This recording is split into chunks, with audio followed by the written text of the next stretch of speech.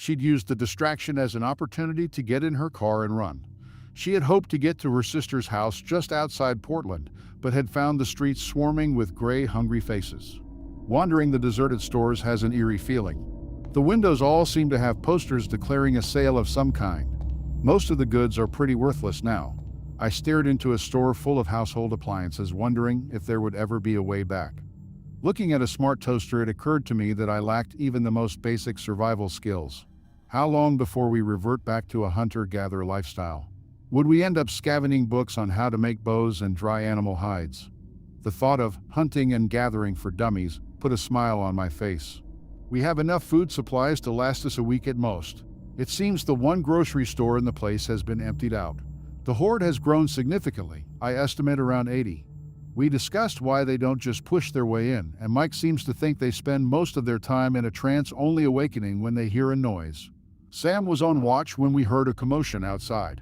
I arrived on the roof to see a disheveled man sprinting into the parking lot. From the looks of it, he had been surrounded while riding a bike and was making a run for it. We were reluctant to fire as it would only make our situation worse. As the man was grabbed by the arm, Sam fired a remarkable shot, hitting the creature square in the temple.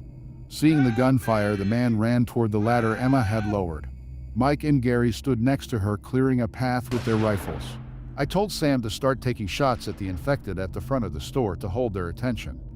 Raising my rifle, I started popping any infected that got too close to the man as he ran across the grass toward the side of the mall. The gunfire drew more infected from the surrounding area. Our stay at the mall is quickly becoming a death trap. The man we rescued is called Ian Kelly. He's a homeless man with an obvious drinking problem. He has no idea what's been going on, having slept under a bridge for the last month. When the riots had started, he managed to loot a stockpile of booze and has spent the last week on a bender. He awoke this morning to find he'd run dry. The first person he'd asked for change tried to bite his ear off. Before he knew what was happening, they were surrounding him, grabbing at his jacket, so he jumped on his bike and ran for it. Our week's worth of food just got a little smaller.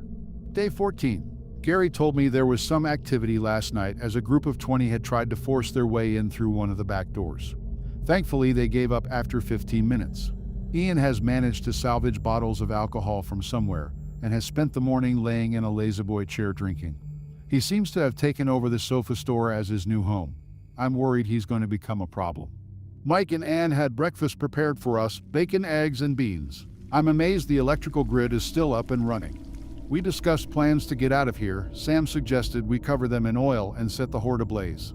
After breakfast, we emptied a few bottles of cooking oil onto a smaller group near the back.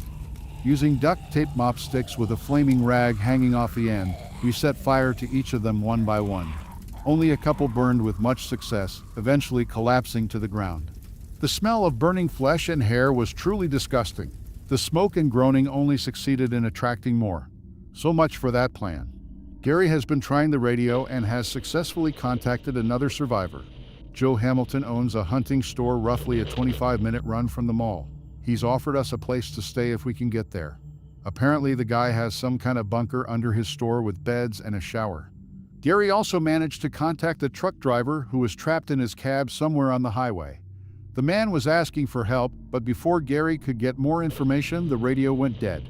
We'll try to make contact again tomorrow, although I doubt we could offer much help anyway. Day 15. I found Ian on the roof urinating on the horde below. I had half a mind to kick him over the edge.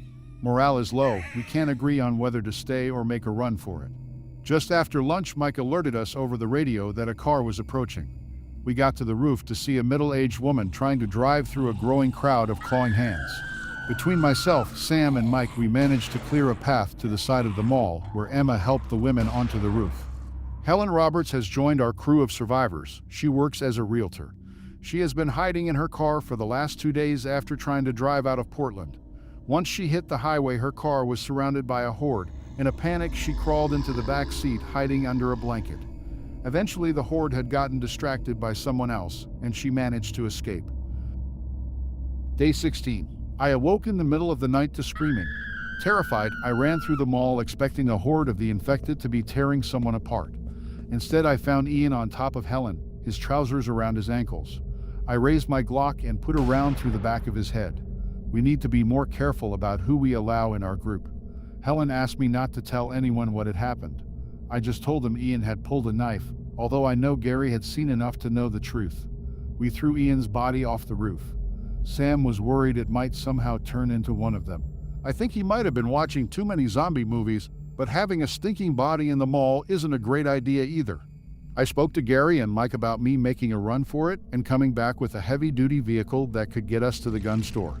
They both said no to the plan, but we have to do something, and soon. Day 17, the numbers are steady, but they are not leaving. They made another attempt at the front entrance last night. Not sure the ramshackle barricade is going to hold out much longer. Waiting is no longer an option.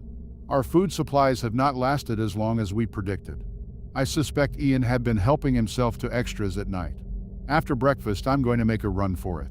Day 18, the plan didn't work out as well as I had hoped. Sam opened fire on the horde out front, while I slipped down the side and sprinted for the houses across the road.